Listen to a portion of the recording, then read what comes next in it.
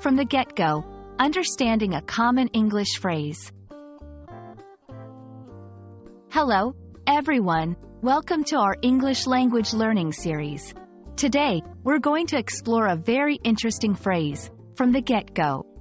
This phrase is commonly used in English, and understanding it can really help you sound like a native speaker. So, let's dive in and learn all about it. From the get-go means from the very beginning or start of something. It's used to refer to the point in time when an event or activity started. For example, if you say, "I love the movie from the get-go," it means you enjoyed the movie right from the beginning. This phrase is believed to have originated in the United States in the mid-20th century.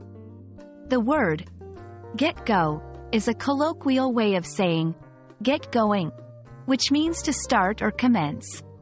Over time, from the get-go became a popular way of expressing the start of something. Let's look at some examples to understand how to use this phrase in everyday conversation. 1. She was confident about the project from the get-go. 2. From the get-go, it was clear that the plan would be challenging. 3. He had doubts about the decision from the get-go. Notice how the phrase is used to emphasize the starting point of an action or feeling. It's important not to confuse from the get-go with phrases like on the go or from the word go. While they might sound similar, they have different meanings.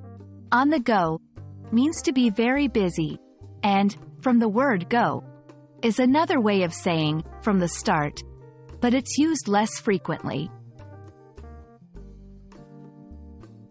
And that's a wrap on from the get-go. I hope this video helps you understand and use this phrase confidently in your conversations. Remember, learning a language is all about understanding these little nuances that make your speech more natural. See you in our next video, and keep practicing.